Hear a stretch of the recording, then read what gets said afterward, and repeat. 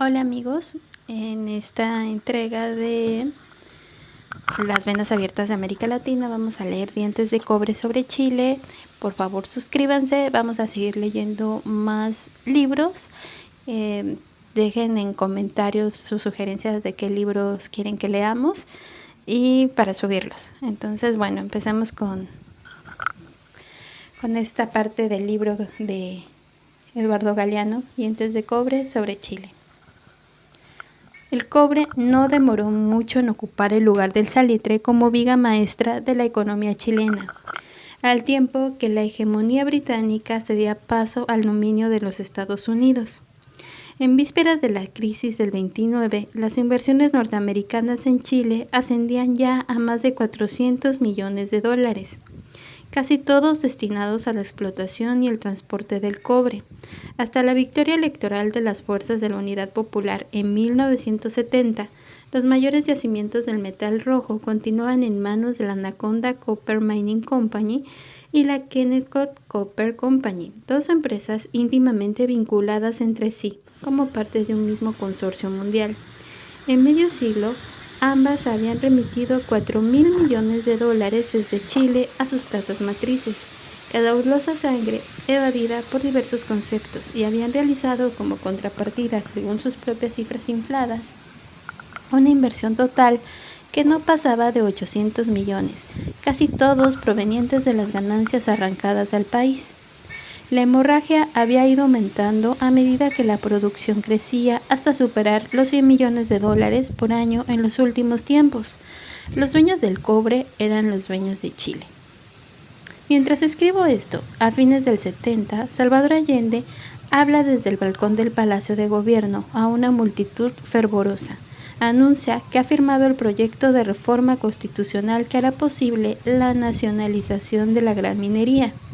En 1969, dice la Anaconda, ha logrado en Chile utilidades por 79 millones de dólares, que equivalen al 80% de sus ganancias en todo el mundo. Y sin embargo, agrega, la Anaconda tiene en Chile menos de la sexta parte de sus inversiones en el exterior. La guerra bacteriológica de la derecha, planificada campaña de propaganda, destinada a sembrar el terror para evitar la nacionalización del cobre y las demás reformas de estructuras anunciadas desde la izquierda, había sido tan intensa como en las elecciones anteriores. Los diarios habían exhibido pesados tanques soviéticos rodando ante el Palacio Presidencial de la Moneda. Sobre las paredes de Santiago, los guerrilleros barbudos aparecían arrastrando jóvenes inocentes rumbo a la muerte. Se escuchaba el timbre de cada casa. Una señora explicaba: tiene usted 4 niños, 2 irán a la Unión Soviética y 2 a Cuba. Todo resultó inútil. El cobre, anuncia Allende, se pone poncho y espuelas. El cobre será chileno. Los Estados Unidos, por su parte, con las piernas presas en la trampa de las guerras del sudeste asiático, no han ocultado el malestar oficial ante la marcha de los acontecimientos en el sur de la cordillera de los Andes.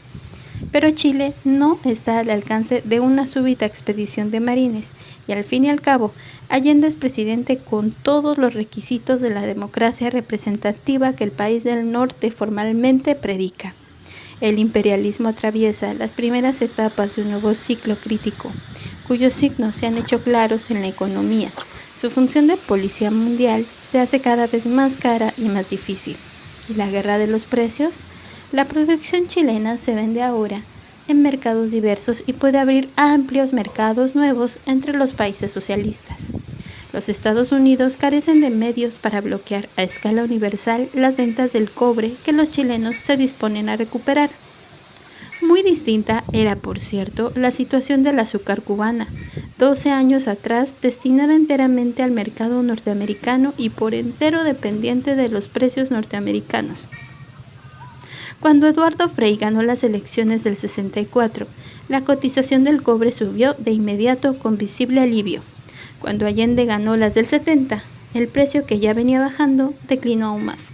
Pero el cobre, habitualmente sometido a muy agudas fluctuaciones de precios, había gozado de precios considerablemente altos en los últimos años, y como la demanda excede a la oferta, La escasez impide que el nivel caiga muy abajo. A pesar de que el aluminio ha ocupado en gran medida su lugar como conductor de electricidad, el aluminio también requiere cobre, y en cambio no se han encontrado sucedáneos más baratos y eficaces para desplazarlo de la industria del acero ni de la química, y el metal rojo sigue siendo la materia prima principal de las fábricas de pólvora, latón y alambre. Todo a lo largo de las faldas de la cordillera, Chile posee las mayores reservas del cobre del mundo, una tercera parte del total hasta ahora conocido. El cobre chileno aparece por lo general asociado a otros metales como oro, plata o molibdeno. Esto resulta un factor adicional para estimular su explotación. Por lo demás, los obreros chilenos son baratos para las empresas. Con sus bajísimos costos de Chile, la Anaconda y la Kennecott financian con creces sus altos costos en Estados Unidos, del mismo modo que el cobre chileno paga por la vía de los gastos en el exterior más de 10 millones de dólares por año, pero el mantenimiento de las oficinas en Nueva York. El salario promedio de las minas chilenas apenas alcanzaba en 1964 a la octava parte del salario básico en las refinerías de la Kennecott en los Estados Unidos, pese a que la productividad de unos y otros obreros estaba al mismo nivel. No eran iguales, en cambio, ni lo son, las condiciones de vida.